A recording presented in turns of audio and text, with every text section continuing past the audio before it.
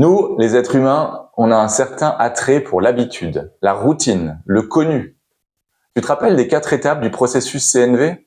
Observation, sentiment, besoin, demande.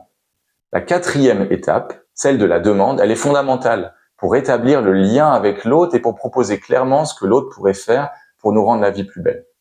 Mais qu'est-ce qui se passe si ma demande, elle clash avec une habitude, une routine, voire une préférence de l'autre personne? Ma première astuce, c'est revenir en premier lieu à Connect Before Correct. Je te propose de toujours bien vérifier qu'il n'y a pas de friture sur la ligne entre toi et l'autre avant de lui demander un truc, surtout si c'est important pour toi. Ma deuxième astuce, c'est de ne pas oublier de vérifier la disponibilité de l'autre. Nos demandes, elles ont peu de chances d'être entendues et de porter leurs fruits si la personne en face, elle n'est pas disponible, que ce soit parce qu'elle est occupée à faire quelque chose d'important pour elle à ce moment-là, ou bien parce que son état mental ou même émotionnel, il n'est pas compatible avec ce genre d'écoute. Alors je veux prendre soin de ça, je veux prendre ça en compte. Maintenant, je vais te parler d'un élan commun à tous les êtres humains. On a tous envie de contribuer à rendre la vie plus belle autour de nous. C'est une constatation qu'on fait. Quand les gens sont bien, n'ont pas de problème ou de peur particulière, alors ils ont naturellement envie de collaborer, s'entraider, faire des choses les uns pour les autres. De là, je te propose ma 3e astuce. Il n'y a pas de raison qu'une autre personne refuse de changer de stratégie, d'action concrète pour faire quelque chose, tant que ses besoins seront encore aussi bien nourris. Et donc, pour faire des demandes impactantes, on prend soin de vérifier que les besoins de l'autre seront toujours aussi bien nourris.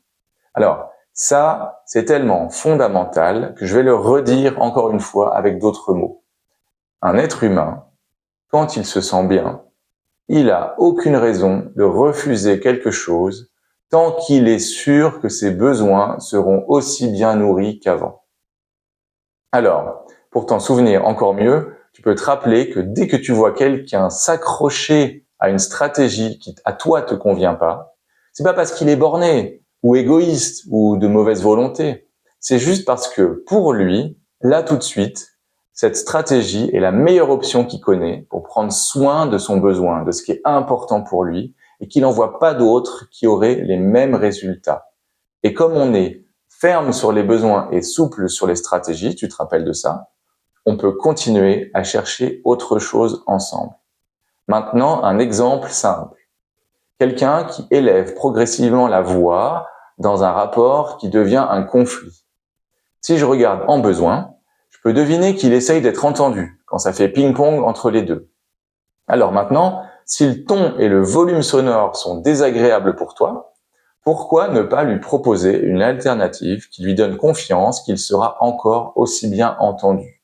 Proposer, par exemple, quand tu parles aussi fort, c'est plus difficile pour moi de continuer à t'écouter.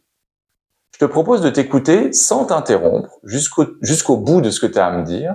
Comme ça, tu peux parler moins fort et moi, je peux continuer à t'écouter jusqu'à la fin et complètement. À retenir. Première astuce, connect before correct, c'est-à-dire vérifier qu'on est bien connecté l'un à l'autre avant tout.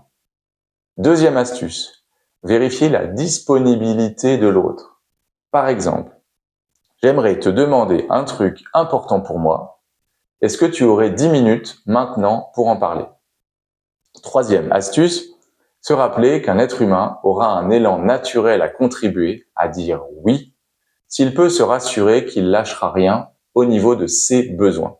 Alors, fais ton possible pour t'assurer que ses besoins seront aussi bien nourris, même et surtout, s'il dit oui à ta demande.